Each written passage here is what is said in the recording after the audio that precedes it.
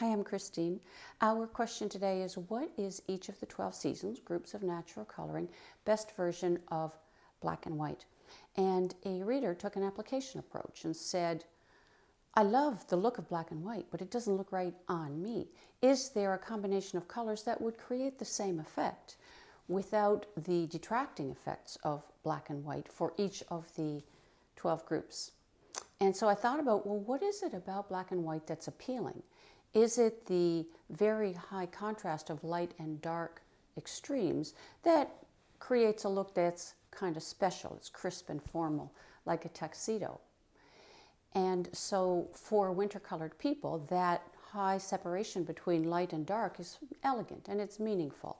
But if our own coloring doesn't include that particular extreme, then the look is not playing to our color strengths.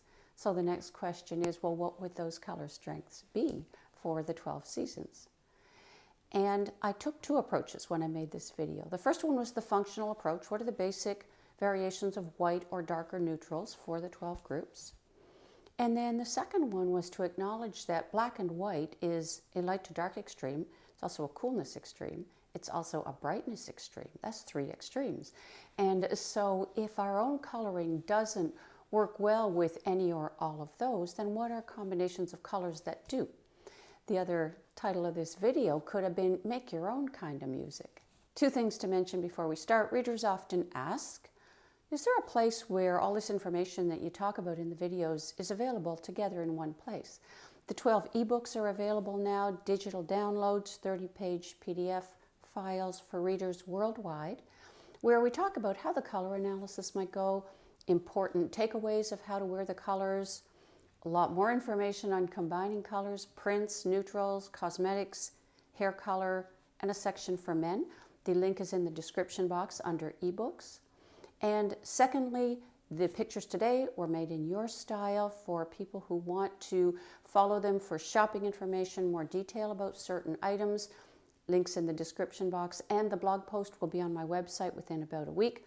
Link in the description box. Folks often enjoy comparing different seasons' colors. The scope of this video, it's already in two parts. We're not going to do that. But if you want to compare seasons, open the blog post in two windows and put the seasons you want to look at side by side.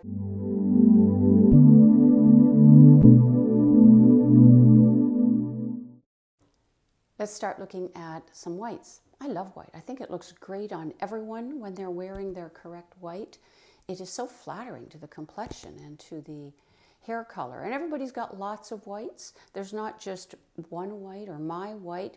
You could imagine any of the tops on this page as divided into 1,000 pixels, and any one of those colors might be a very good white for that season. Spring is at the top. True spring, you see the ivory, peachy, yellow tones in it compared with the red-orange warmth of true autumn. Also a softer season, but true spring brighter, more pigment relative to soft gray. That's what brightness means. Light spring is lighter, same ivory, but there's fewer warm tones. And bright spring coloring now combines some winter with spring. So we're getting closer to pure white with winter in the picture, less pigment, but you still see that same touch of ivory and also maybe a yellow-green cast that is part of spring-influenced coloring. Coming down to the summer row, summer is softer, means grayer, less pigment, more visible gray. Summer light tones are pastel.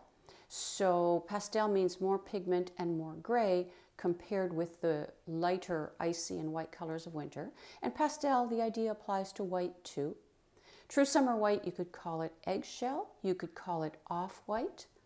Light summer is brighter, and the warmth is more like spring above than autumn below. I think of vanilla ice cream. Soft summer has warmth too, but it's more like autumn below than spring above, more like, I think of it as clamshell.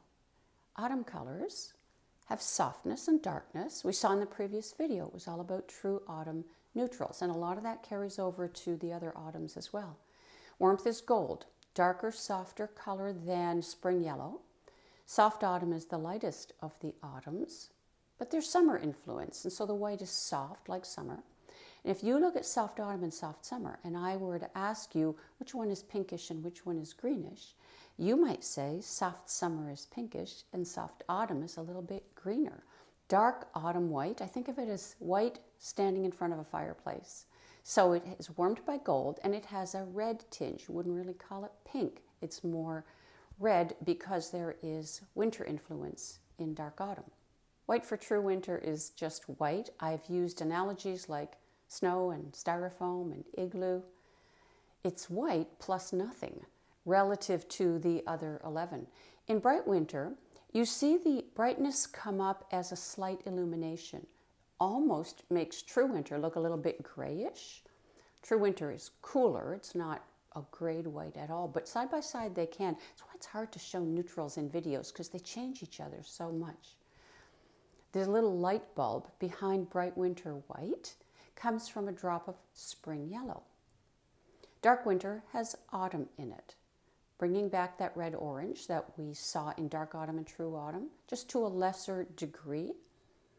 Dark autumn white on its own wouldn't look this orange, I don't think. Some of these, again, they're exaggerated by what's beside them, or I've exaggerated them just to show you the differences, what it is you're looking for in the color. So with the garment, if you held it next to true winter white, you would see the softness and the red-orange warmth. This image is about black, or functional darkest neutral. Even black on winter, I think of it as more neutral than special or formal, unless the garment is somehow special. Many winters might agree black is not their automatic best color. Black is just easy. It's available. For seasons that don't wear black, there's a few options of good darker neutrals. Some are even darker than this, but keeping a step back from maximum darkness helps you see certain things.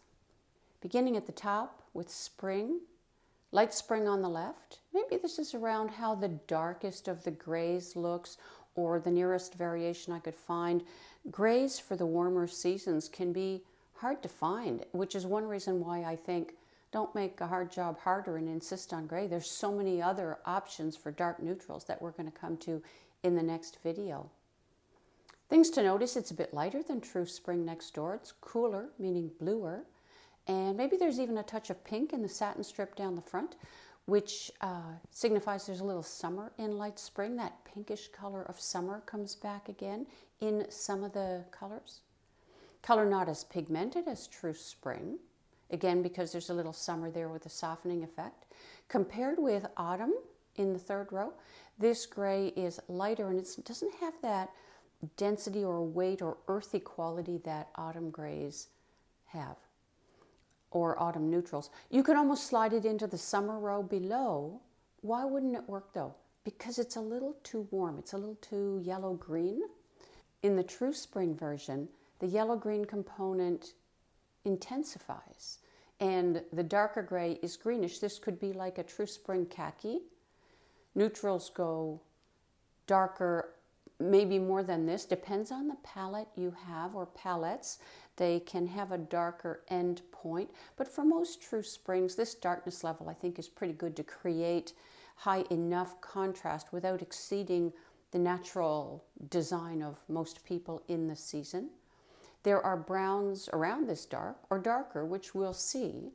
But I think this is a color that acts as a neutral without risking making the wrong choice in the store or the detracting effects of coolness extremes. Winter plays a part in bright spring. So dark colors shift a little bit darker and closer to charcoal. Bright spring doesn't go all the way to black, but it can almost cheat black because the darkness gets so dark. You can see similar yellow-green tones in true spring and bright spring, just less in bright spring, because winter neutrals have less pigment to balance winter colors that have more pigment. So a step back from the full black if you compare with the winter row. Next we come to summer, light summer, darker end point than light spring. So it can create, the season can create higher light to dark contrast, more separation between lightest and darkest. Too much will look abrupt or severe and the person, they get lost in it. This is a nice soft neutral brown. a hint of the green tones we saw in spring, since light summer is a summer-spring blend, more summer. And this is dark enough so the color looks like what it is rather than darker than it is. What can happen if we wear darkness outside our own color range is it looks darker than it is. True Summer is a purely cool blue-based type of coloring. The gray t-shirt, darker than light summer, rain cloud, blue-gray. Maybe there's a violet tinge here. They also have grays that may be blue-greenish or pinkish, violet-ish. Autumn appears in soft summer coloring, adds darkness. The cool neutral brown gray that we have here, kind of like light summer, but less pigment in this season because it blends two parent seasons that are both soft. And we're replacing the yellow of spring in light summer with the gold of autumn. Once these images appear on the website in a few days, you'll be able to enlarge them and compare them. It'll be easier to see some of these things. Compare soft summer with soft autumn. Like we did before, you see soft summer is pink relative to soft autumn, which is a little lighter and greener. As warm gold starts coming in with more autumn, same effect we saw with the whites.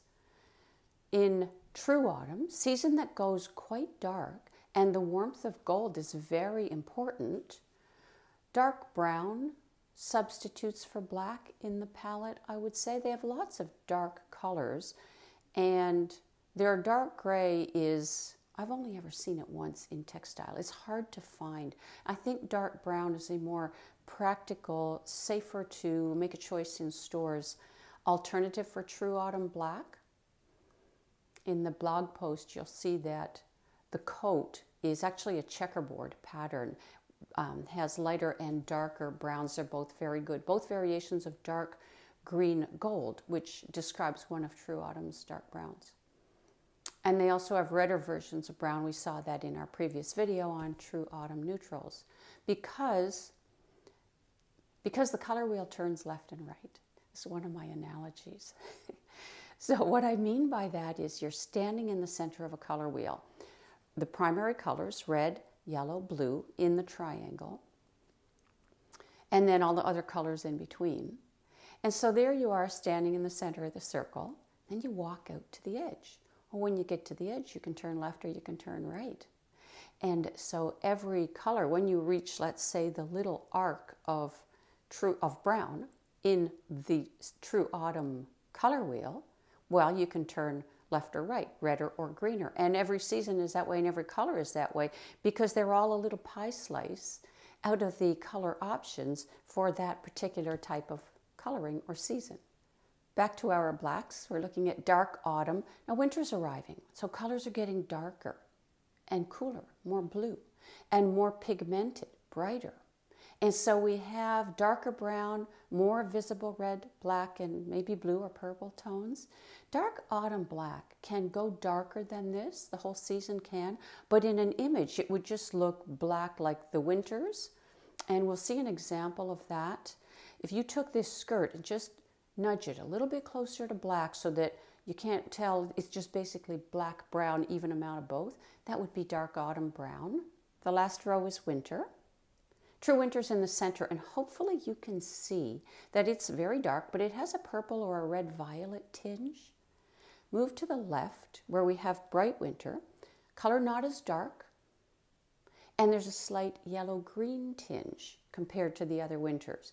Maybe you could see a similar yellow-green tinge in the skirt up in Bright Spring. I like the addition of sparkles here. It lightens the color around the face, which is beneficial for Bright Winter, where solid black, even their perfect black, can be a little heavy under the face for this kind of brighter, lighter, illuminated type of coloring or lighter kind of winter. Go over to dark winter. The color is very dark. The mattifying textile, which I think really helps black work better for dark winter. And it has a slight red-orange tinge. When the color is this dark, you don't really see it, but it is there, and it's similar to the one we saw in autumn, but less for this cooler, darker winter group.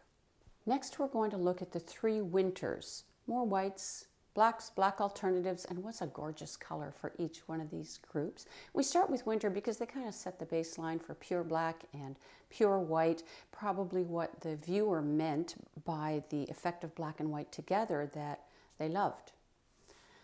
True winter, black and white, the person somehow looks complete in this combination. The same as their white is just white plus nothing.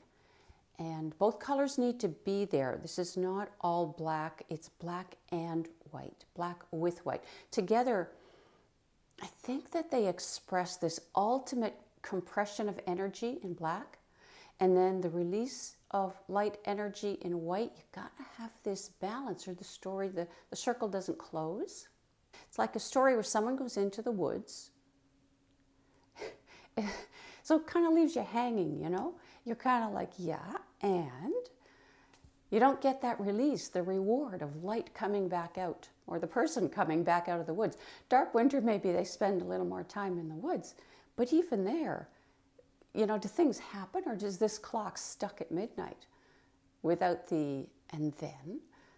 So that's what I have to say about true winter and all black. Don't do it. Wear white, some white, silver, something, so the light comes back out.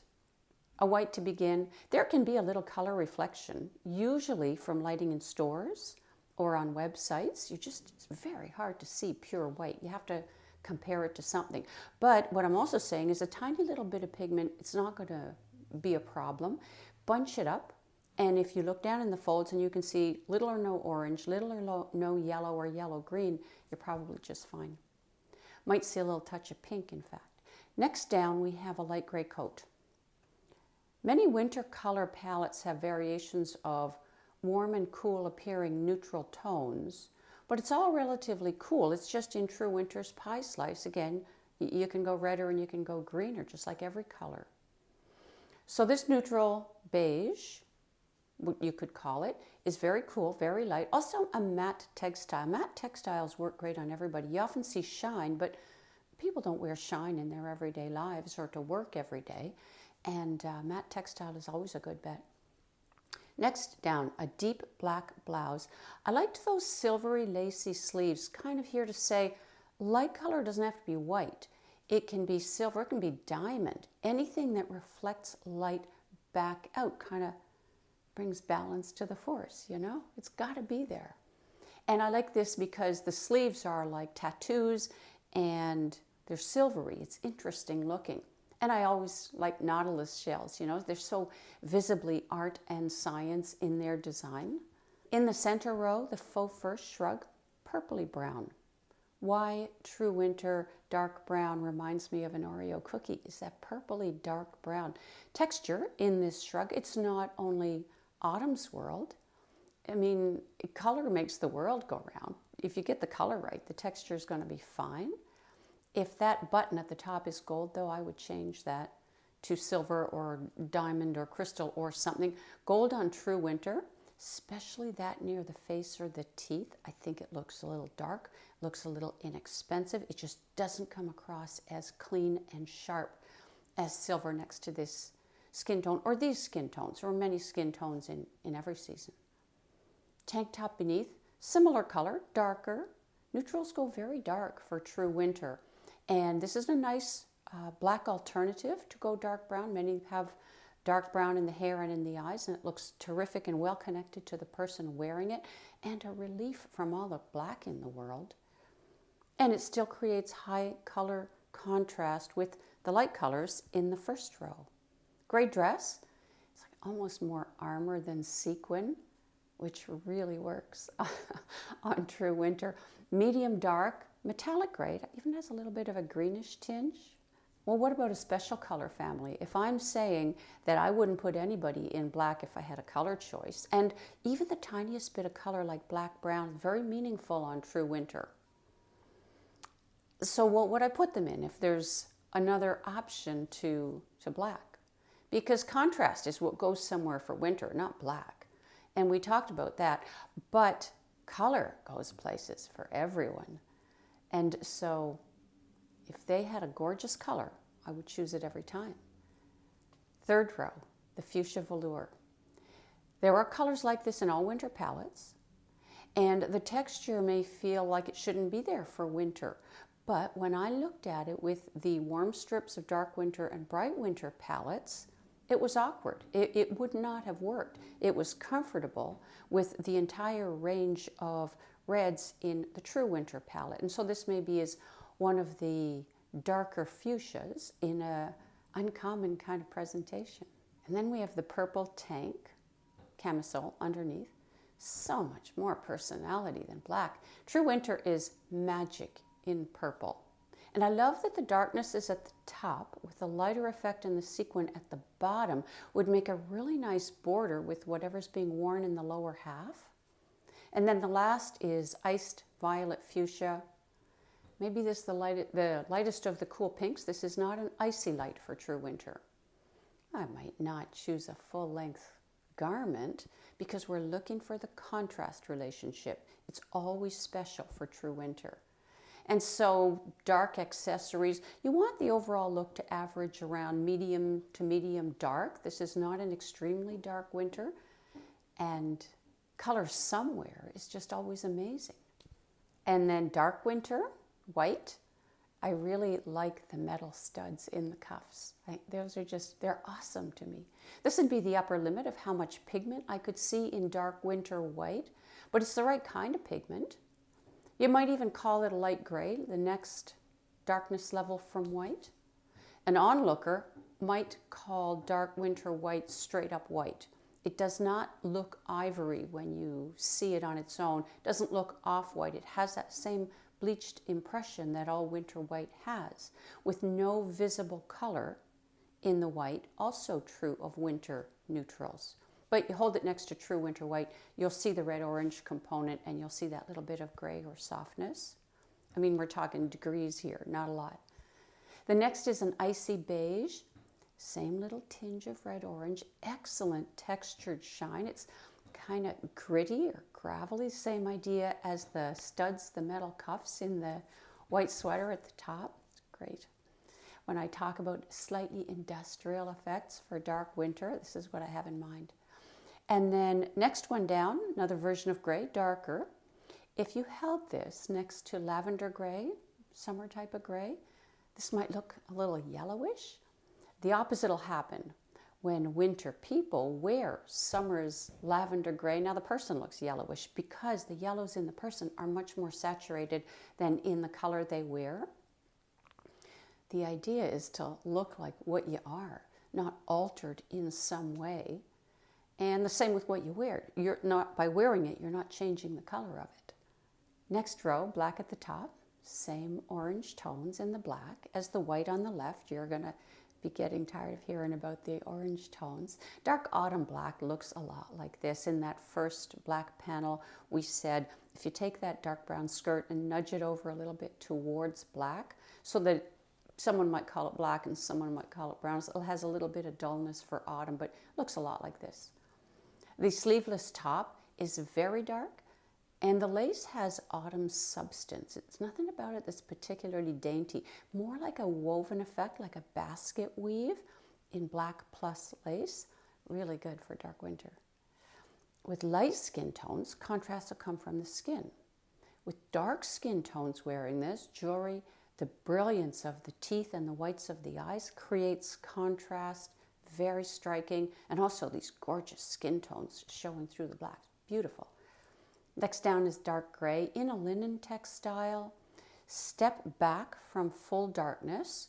So this would be more like dark gray in the palette rather than black. And could be made out of cotton. There's lots of regular everyday textiles in these colors.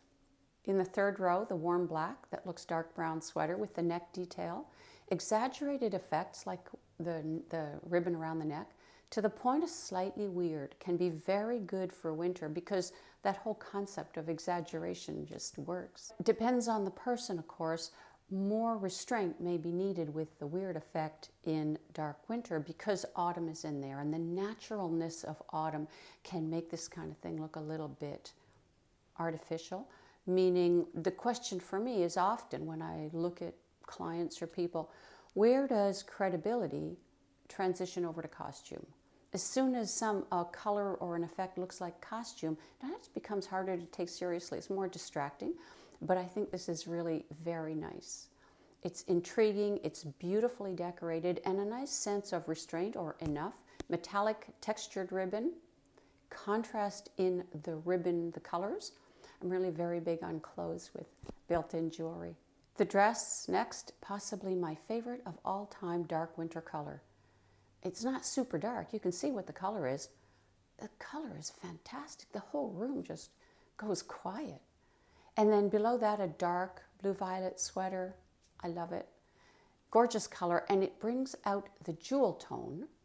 Will not look darker than it is on a dark winter. It won't look like black. It will look like jewel tone purple. And we're talking about a wool sweater. Now we've got bright winter, neutral seasons, blend of a warm and a cool parent. That's what neutral seasons mean. They have a wider warm to cool range compared with the true seasons. So the pie slice is a little bit wider for a neutral season like bright winter. Gives them a few more choices in colors and in neutrals. Bright winter is winter mixed with spring, more winter. Cooler and warmer white that you can see. That little bit of illumination in the top cooler white, we saw that, the brightening effect in the 12 whites image. Combining the brightness of the color with a textile that also reflects light. Really looks good on bright winters. And then there's a warmer white. This is as warm a white as this cool neutral coloring would wear. Maybe it's even a touch too warm, depending on the person. Many bright winters very close to true winter, and this would probably be too yellow. You got to try it. Maybe some bright springs could wear this too. But I've amplified the color so you can see that yellow-green. This is not the red-orange of autumn or autumn and winter combinations. Light gray at the bottom, matte fabric. Could call this an icy gray. Very light, no particular color component. It's not pinkish or bluish or orangey.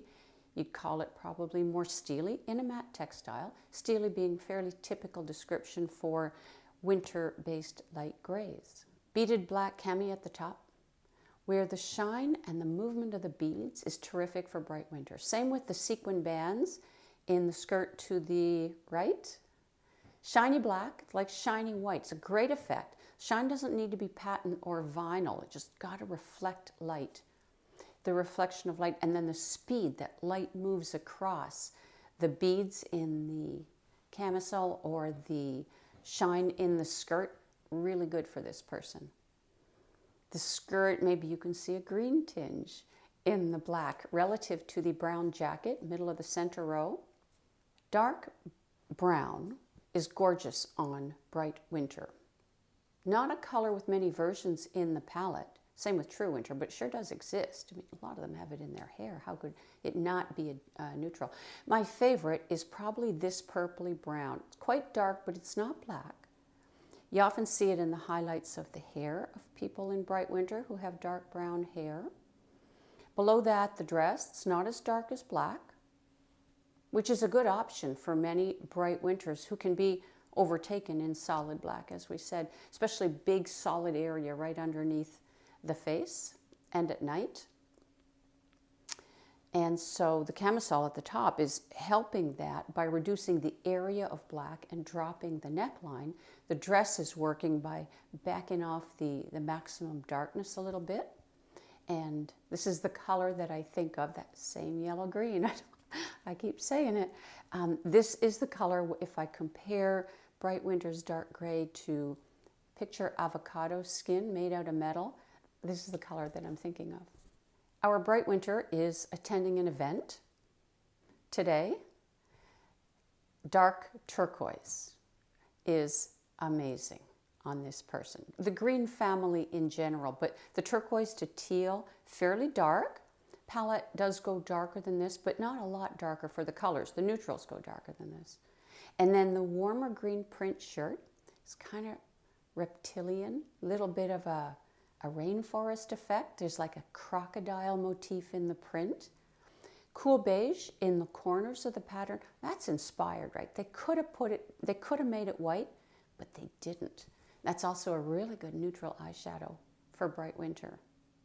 more color area than black area in the print, because the lower half probably going to be black. And so it's a really nice assignment of colors in this pattern, taking into account the total effect. This brings us to the end of part 1. In the next video, we're going to look at the other 9 seasons. What are their white alternatives? What are the black alternatives? And if light to dark contrast is not where the magic of that coloring lies, then where is it? I look forward to seeing you there. Bye-bye.